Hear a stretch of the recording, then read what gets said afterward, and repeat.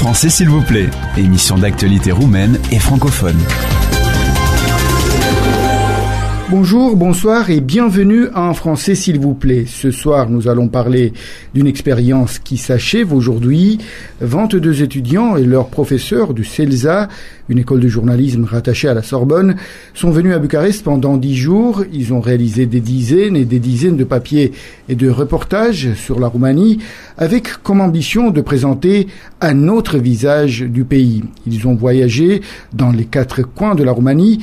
Ils ont travaillé des sujets politiques, économiques, de société et ils repartent demain en France. Ce soir, nous allons discuter avec 6 d'entre eux. Et nous commençons avec Léa Zacharie et Sophie Gauthier. Bonsoir. Bonsoir. Tout d'abord, quelques impressions sur votre séjour ici. Une dizaine de jours à faire, à travailler dans du vrai journalisme. Léa Zacharie. Mes impressions pour l'instant, elles sont très bonnes. Je tire un bilan très positif de ces 10 jours en Roumanie parce que le but était de voir l'autre visage de la Roumanie. Ce qui était intéressant, c'était justement de ne pas rester forcément à Bucarest non plus parce qu'une ville, un pays, ça se connaît pas que par la capitale. Il faut aussi aller plus loin. Et nous, on a eu la possibilité d'aller ailleurs, un peu plus dans les campagnes profondes. Et moi, j'ai aimé cette multiplicité des rencontres et puis des paysages roumains. Moi, j'ai beaucoup apprécié. Sophie Gauthier. Moi aussi, j'en tire un bilan vraiment positif et notamment parce que ça a été très facile de travailler ici, bien plus qu'en France. Ça, c'est quelque chose qui m'a vraiment étonnée, c'est-à-dire que c'est facile d'accéder à des personnes institutionnelles. Les journalistes nous donnent beaucoup de contacts, les gens dans la rue nous répondent facilement. Et donc ça permet vraiment de travailler vite et bien et c'était vraiment très agréable.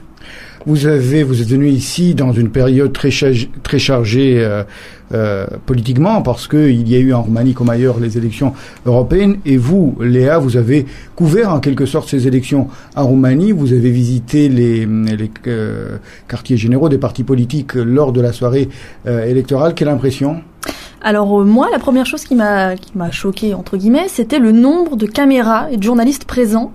Mais tout seul, c'est-à-dire que en France par exemple, donc moi j'ai couvert les élections municipales aussi en France, et autant on avait des journalistes, autant il y avait aussi beaucoup de militants ou même de simples citoyens, des civils qui assistaient au dépouillement par exemple. Et là, moi j'ai vraiment eu l'impression qu'il y avait un dialogue, mais entre des médias et puis une figure politique qui s'exprimait pendant une conférence de presse. Et là-dessus, j'ai eu le sentiment que c'était un petit peu fermé, que on arrivait en tant que journaliste. Alors oui, on était bien traités, on avait des plateaux repas, des bouteilles d'eau, mais à côté de ça, où était la voix populaire ou les citoyens lambda qui assistaient à ces élections? Ça m'a manqué, par exemple. En France, on a peut-être plus cette culture-là d'assister au vote et même d'invectiver les politiques quand ils sont là. Est-ce que vous avez parlé à des hommes politiques qui étaient sur place? Alors impossible, c'est-à-dire que là aussi c'est pareil, c'est que moi j'étais donc au QG du PNL avec donc Rin Antonescu qui était là derrière son pupitre, donc chacun a pris sa photo, ses images, mais alors après il est reparti immédiatement. Peut-être parce que c'était pas une très bonne soirée. Voilà. Pour lui. Après effectivement les scores ont fait qu'il avait pas forcément envie de s'exprimer très longuement, mais ça a été en 5 minutes c'était réglé, et alors après chacun l'attendait en sortant, et finalement il n'a pas fait d'autres apparitions publiques, donc c'était vraiment instantané, très rapide. Sophie, vous êtes allée, vous vous intéressez aux questions de société, vous êtes allée à Baia Mare. Qu'est-ce que vous avez fait là-bas? Alors à Baia Mare, l'idée de départ, c'était de revenir sur les 2 ans du mur. Le mur, ça a été construit en 2011 par le maire Catalin Chereches. Voilà, vous le prononcez mieux que moi. C'est un mur qui a été construit autour de logements sociaux qui sont occupés en majorité illégalement par des Roms au nord de Baia Mare, c'est dans le quartier d'Orea.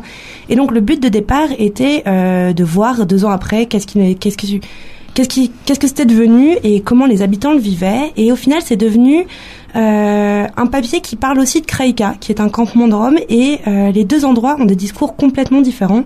Et donc l'article parle de ça.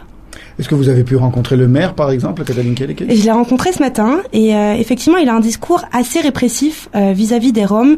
Il m'a notamment dit une phrase qui m'a quand même plutôt marquée, c'est « Nous avons un état de droit pour faire régner l'ordre et la discipline et il faut que les Roms le comprennent ». D'accord. Et vous, Léa, vous avez aussi voyagé, mais à Iași, dans l'autre, alors que Sophie est allée dans l'ouest du pays, vous êtes allée dans l'est, dans le nord-est. Absolument. Iași, la francophone. Voilà, moi j'avais envie de voir cette ville qui est quand même donc le berceau de la francophonie en Roumanie, parce que l'un des buts aussi du voyage, c'était d'approfondir ces liens franco-roumains, qu'ils soient culturels, économiques, plus récemment. Et moi j'avais envie de savoir comment était née cette amitié franco-romaine qui finalement dure depuis 500 ans, mon Dieu, j'ai jamais su faire la liaison. Bref, depuis plus d'un demi-millénaire. Demi-millénaire entre la France et la Roumanie. Oui, en fait, ça date de François Ier, mais c'est pareil. Moi, j'ai rencontré des historiens, je suis allée à l'Institut français pour comprendre l'origine de ces liens, et je me suis rendu compte que ça datait, ça avait plusieurs siècles, et c'est pour ça que ces liens étaient si profonds.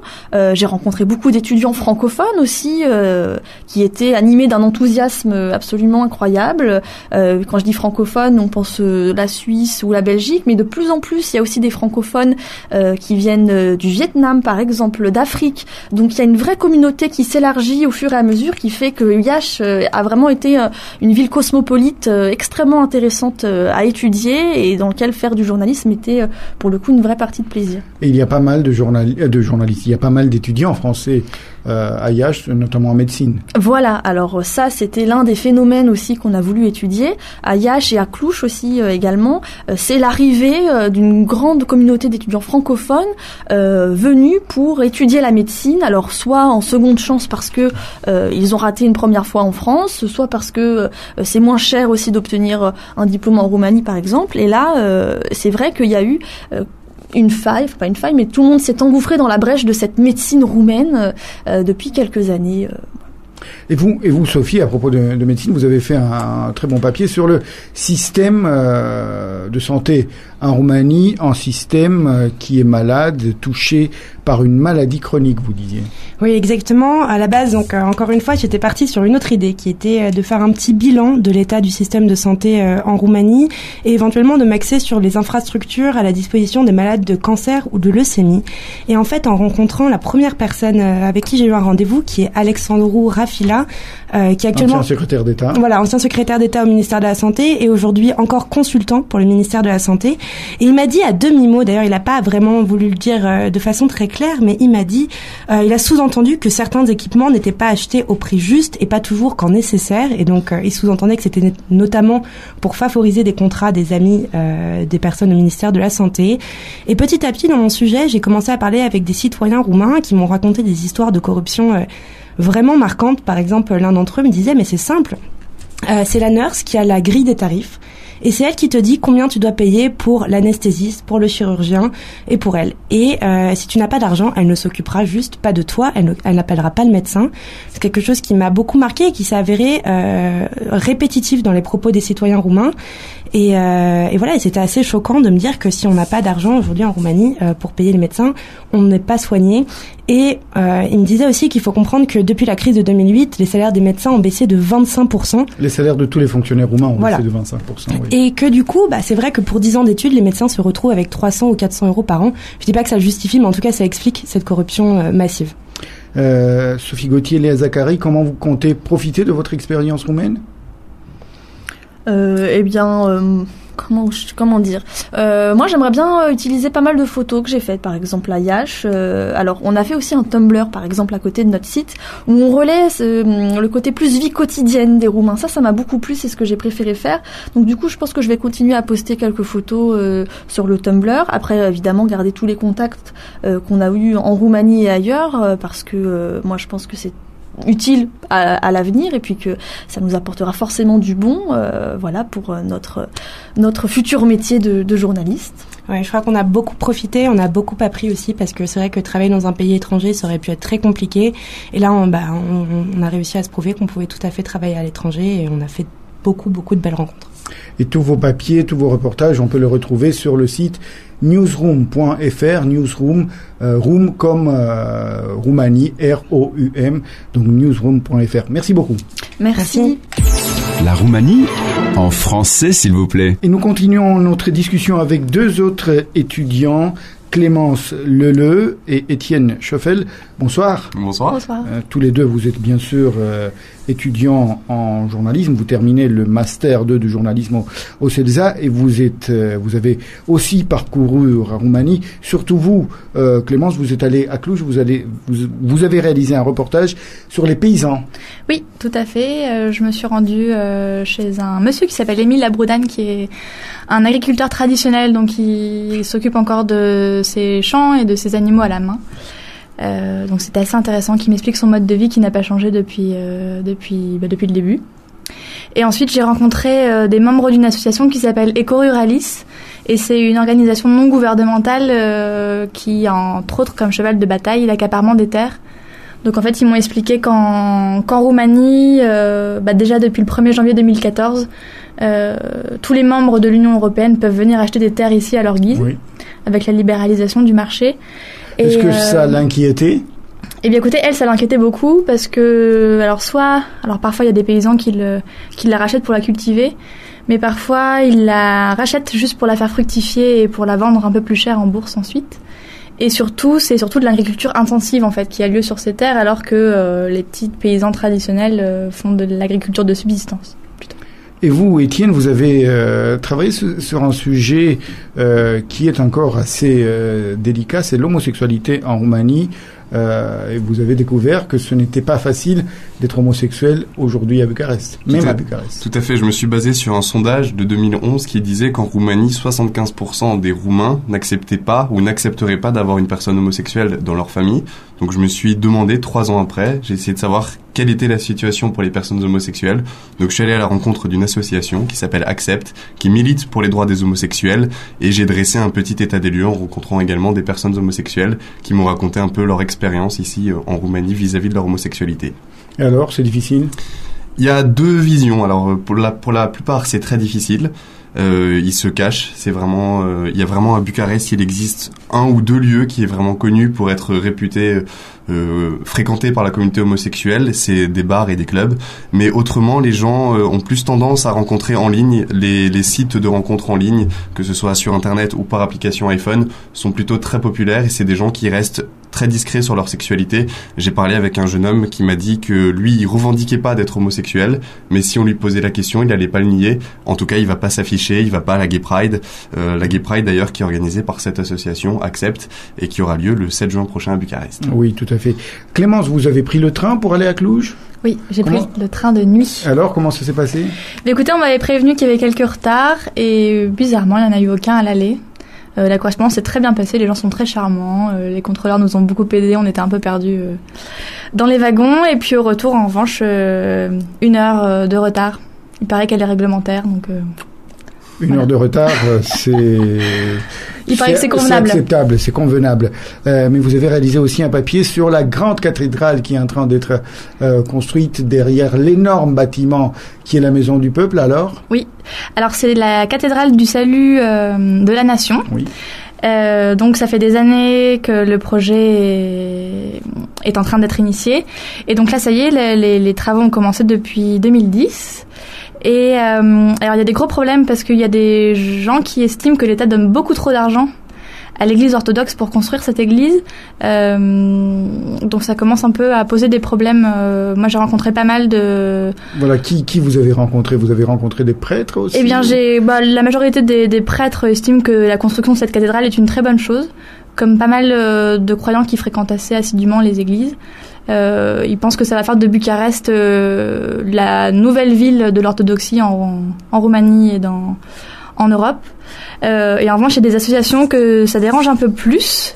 J'ai notamment discuté avec un monsieur qui est dans une association de laïcs en fait à Bucarest, et qui lui estime que ça suffit, l'État doit arrêter de subventionner les édifices religieux, parce que quand il subventionne les édifices religieux, il ne subventionne plus autre chose que ce soit la recherche, où il me parlait aussi de la défense. Vous avez vu aussi une confession minoritaire en Roumanie, les catholiques. Oui, j'ai rencontré des catholiques. Alors, comment vivent-ils ? J'ai rencontré le vicaire de la paroisse Saint-Joseph à Bucarest, qui m'a expliqué qu'en gros, entre fidèles, on vit très bien. La cohabitation se passe de façon excellente. En revanche, c'est un peu plus au niveau de la hiérarchie de l'Église où lui m'expliquait que les orthodoxes tiraient un peu plus la couverture à eux. Et notamment dans les manuels de catéchisme, on ne dit pas un mot des catholiques. Donc il m'expliquait que les enfants qui voulaient en apprendre plus sur leur religion devaient faire ça à la maison et plus à l'école.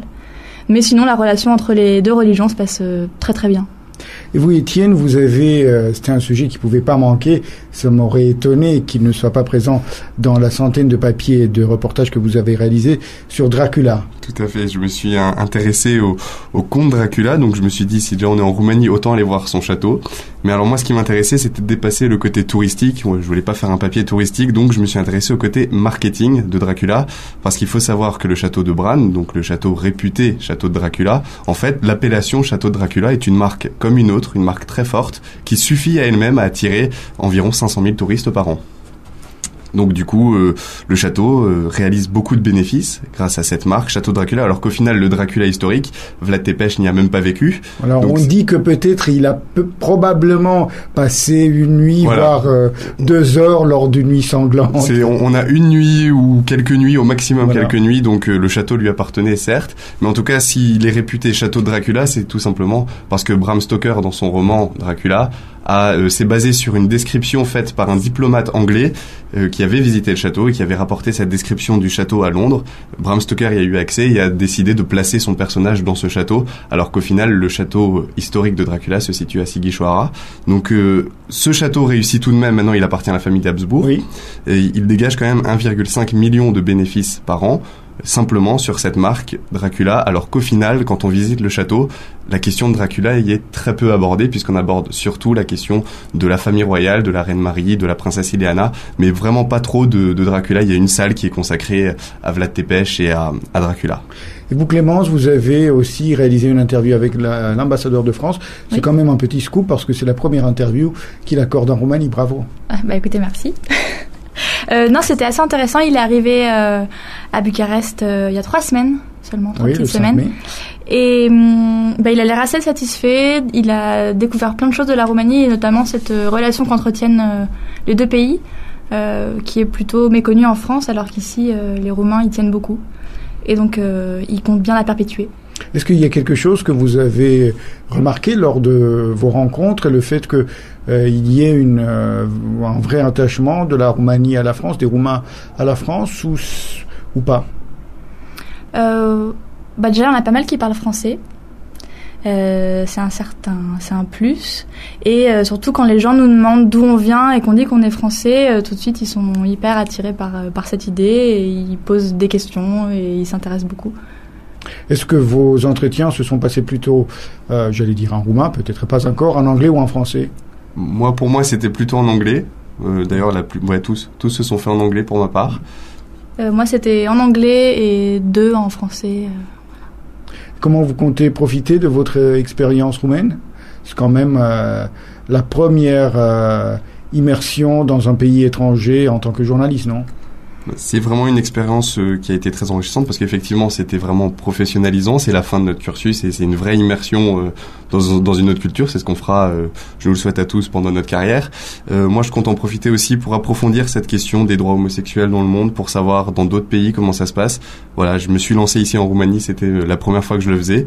Voilà, j'ai envie de m'intéresser maintenant à d'autres pays et même d'approfondir cette question en Roumanie. Merci. Clémence? Moi c'est pareil, les thèmes de société c'est ceux qui me passionnent le plus, l'agriculture et la religion en particulier. Et comme Étienne, ça me tente bien d'aller voir un peu comment ça se passe dans les autres pays du globe à ce niveau-là. Si vous êtes passionné par l'agriculture et la religion, il faut revenir en Roumanie, parce que c'est un pays agricole avec 85% des personnes croyantes. Merci beaucoup. Merci à vous. C'est mardi soir.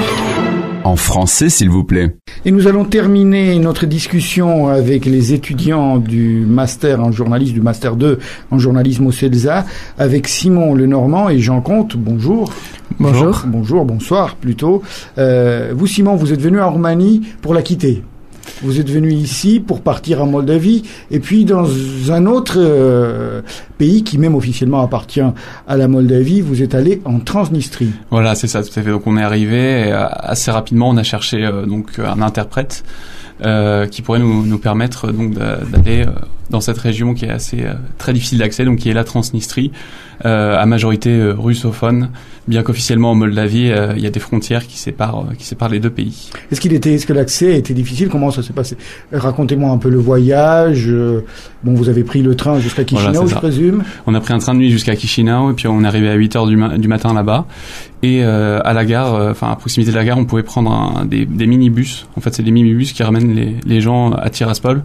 On a franchi la frontière comme ça, donc dans un minibus avec des habitants, au milieu des habitants de Transnistrie. Donc, On vous a demandé le passeport? Ouais, on nous a contrôlé pendant à peu près, je dirais à peu près une vingtaine de minutes, voire même une demi-heure d'attente pour nous contrôler. Donc moi, mon collègue aussi, et puis l'interprète qui était de nationalité moldave, alors que les autres voyageurs qui étaient tous russes n'ont pas été contrôlés à la frontière. Est-ce que vous avez dit que vous étiez étudiant en journalisme Pas du tout, en fait. On s'était beaucoup renseigné avant, et de toute façon, on n'aurait pas eu le droit de rentrer en tant que journaliste parce qu'il faut disposer d'un visa spécifique qui se demande des semaines à l'avance en expliquant bien tout ce qu'on va faire et qui est rarement accordé. Donc on avait décidé de se faire passer pour des touristes, en fait, à la frontière. Et donc on disait qu'on est venu pour la journée, on avait un visa de 10 heures. On ne peut rester que 10 heures, en fait. Oui. Ah, c'est bien. Quand je suis allé là-bas, c'était des visas de 4 heures. D'accord. Ils ont progressé. Alors, ils sont plus ouverts maintenant, peut-être. Et alors, Tiraspol, vous disiez dans votre papier que c'est plus russe que la Russie. Oui, parce que, bon, la Russie, c'est un État, qui est multi-confessionnel et multi-ethnique, et la Transnistrie aussi, puisque par exemple il y a plus de 30% de roumanophones sur le territoire de la Transnistrie, mais de ce qu'on a constaté nous dans les rues de Tiraspol, donc la capitale de ce pays, c'est que tout le monde parle russe, même si les panneaux peuvent être écrits donc en moldave, c'est-à-dire en roumain écrit en cyrillique, on croise personne dans les rues qui parle roumain, quoi. Et voilà, on retrouve tous les symboles du nationalisme russe, quoi. Votre reportage l'illustre bien. Est-ce que le fait d'être étranger, ça faisait quoi parmi la population locale? Est-ce qu'on vous posait des questions? Est-ce qu'on s'intéressait un peu plus à vous? Parce que j'imagine que c'est pas une destination très très touristique, Tiraspol. Clairement, on a ressenti ça assez rapidement. C'est-à-dire qu'on a vu que où que nous allions, on était vraiment, tout le monde nous regardait en permanence. On était tout le temps épiés. Et les gens nous dévisageaient vraiment avec un peu avec de l'inquiétude, de la méfiance. Quand on posait des questions aux gens simplement pour leur demander la direction, etc., souvent leur première réponse c'était mais pourquoi est-ce que vous voulez aller là-bas? Enfin vraiment, voilà, des gens assez suspicieux vis-à-vis de nous et de notre présence dans leur ville. C'est surtout ça, qu'on a ressenti. Des rencontres intéressantes faites là-bas? Ah, non, le contexte pousse pas vraiment à cela, et on sent que vraiment les gens s'inquiétaient de nous voir ici. Ils n'avaient pas forcément envie de discuter avec nous. Ils se contentaient de nous répondre assez sèchement. Et d'ailleurs, c'était notre interprète qui discutait avec eux. Elle était assez choquée de leur agressivité à son égard. Elle les trouvait vraiment hostiles. Est-ce que vous comptez retourner en Transnistrie, ou c'était le voyage, un seul voyage dans la vie? C'était très intéressant. Mais là, on a pu voir que Tiraspol. Moi, j'aimerais bien voir un peu comment ça se passe dans les villages. Ou ailleurs dans ce pays. Je sais pas s'ils me laisseront rentrer à nouveau, mais en tout cas, oui, ça m'intéresserait d'y retourner. Ouais. Et vous, Jean, vous êtes allé, vous n'avez pas dépassé la frontière, mais vous êtes allé quand même à la frontière de la Roumanie et l'Ukraine, et vous avez été assez impressionné, j'ai eu l'impression, par la technologie dont disposent les gardes-frontières roumains. Oui, en partie. Je suis allé donc à Sighet, à la frontière nord de la Roumanie avec l'Ukraine, et j'ai passé une journée avec les gardes-frontières pour voir comment ils travaillaient, avec quel matériel ils travaillaient.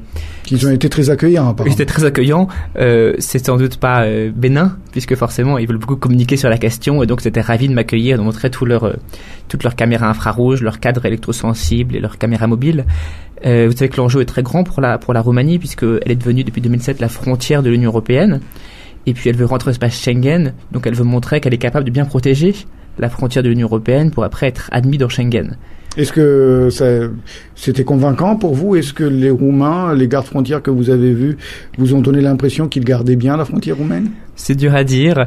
Les gardes roumains que j'ai vus posaient un petit peu puisqu'ils savaient que j'allais venir. Alors, sur leur comportement, leur attitude, je ne peux pas dire grand-chose. Par rapport au matériel, c'est très intéressant puisque certaines portions de la frontière sont technologiquement très bien protégées. C'est des espaces c'est plutôt vers l'ouest donc de Sighet. C'est très bien, c'est très plat, donc on a une très bonne visibilité. Il y a très peu de végétation. Il y a des câbles électrosensibles qui repèrent toutes les personnes qui passent en marchant sur un espace assez grand, donc on peut sauter par-dessus et puis on ne sait pas où il est. Il y a beaucoup de caméras fixes et mobiles, infrarouges et pas infrarouges, donc ils quadrillent vraiment la zone. Et puis il y a des équipes mobiles qui se déplacent très rapidement. Plus à l'est, donc à la frontière de Sitges, là il y a des montagnes. Les montagnes, elles, ne bénéficient pas des équipements technologiques. Il y a juste une double rangée de pylônes et puis après des gens qui patrouillent à pied. Et c'est très touffu, c'est très escarpé. On peut penser que quelqu'un qui connaît bien le terrain, comme c'est le cas des contrebandiers, peuvent quand même passer... Et quelle est la relation entre les douaniers roumains et les gardes-frontières plutôt, gardes-frontières roumains et les gardes-frontières ukrainiens? Vous avez pu la constater? Alors c'est dur à dire. Officiellement, elle est très bonne. Officiellement, la coopération est très très bonne. Dans les faits, quand on demande un petit peu en off aux douaniers roumains ce qu'ils en pensent, ils disent que selon eux, ils sont prêts à rentrer en Schengen, mais pas l'Ukraine. Et je sais que moi, sur la fin de mon portage, j'ai comme insisté auprès des gens qui m'accompagnaient pour passer rapidement en Ukraine, juste entrer et sortir pour voir comme la frontière en face. Et là, ils sont devenus au contraire très... Vous savez, y allez pas, ils vont prendre beaucoup de temps, ils réussiront pas à savoir comment vous contrôler, ça va être compliqué. Ça s'est très bien passé, je suis entré, je suis ressorti et j'ai juste vu que les douaniers ukrainiens, c'est vrai qu'ils n'ont pas contrôlé mon sac et que j'aurais très bien pu avoir par exemple des cigarettes dedans, ils ont pas vérifié. Et vous êtes allé aussi à Târgu Mureș? Et je suis allé à Târgu Mureș, sur le chemin d'ailleurs. Oui. D'accord, c'est parce que c'était sur la route. Oui, l'idée est de travailler sur la minorité hongroise qui est donc à Târgu Mureș entre autres et un peu partout en Transylvanie. C'est une question assez intéressante. Târgu Mureș, donc il y a environ la moitié de la population qui est hongroise et l'autre moitié qui est roumaine, donc il y a vraiment une coexistence. Ça a été un peu violent par le passé, dans les années 90, mais maintenant c'est très pacifique. C'est très intéressant de voir les étudiants des deux côtés qui disent vivre en paix, en coexistence, avoir des amis de l'autre côté, la langue, la communauté n'est pas un problème. Au niveau politique, c'est quand même très prégnant. Les loups des Mérets ou les différents partis restent très crispés sur ces questions-là, en particulier l'enseignement, dans quelle langue on enseigne. Vos papiers et vos reportages, on peut le lire sur newsroom.fr, room comme Roumanie. Vous allez rentrer en France demain.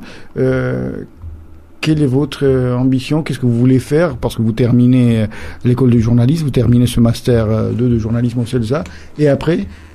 Alors, en ce qui me concerne, moi, à terme, je voudrais pouvoir devenir correspondant de presse à l'étranger. Donc, c'était à ce titre une expérience particulièrement enrichissante puisque c'était la première fois que je travaillais dans un pays étranger, en langue étrangère. Voilà. Donc, pour moi, c'était une expérience particulièrement importante. À l'étranger, dans quelle région plutôt? Mais alors moi, justement, je m'intéresse surtout au monde, on va dire, post-communiste et à l'est de l'Europe, justement. Donc, c'était parfait. J'étais en plein dedans ici, quoi. D'accord. Et vous, Jean? Moi, ce que j'ai beaucoup appris pendant le voyage, c'est que les grandes questions théoriques et géopolitiques, ça prenait beaucoup sur le terrain, que les questions d'espace Schengen ou de minorité, c'était pas seulement théorique, mais qu'il fallait vraiment les voir sur le terrain, la frontière, sur le terrain, à Târgu Mureș, la coexistence. Donc, je pense que ce que j'ai appris, c'est qu'il fallait beaucoup voyager, même pour parler de problèmes très théoriques. Et donc, j'espère continuer à voyager. Je vais le faire beaucoup, entre autres à l'est de l'Europe. Merci beaucoup, Simon Lenormand et Jean Comte, pour votre témoignage. Encore une fois, vos papiers, vos reportages, les vôtres, ainsi que celles des 20 autres jeunes journalistes qui étaient avec vous. On peut les lire sur newsroom.fr. J'espère que c'était une bonne expérience. Cette expérience roumaine. On était très heureux de vous accueillir ici à RFI et on espère vous revoir de temps en temps en Roumanie. Merci encore une fois. Merci beaucoup. Au revoir. D'avoir écouté cette émission. On se retrouve à la semaine prochaine à la même heure. En français, s'il vous plaît. Émission d'actualité roumaine et francophone.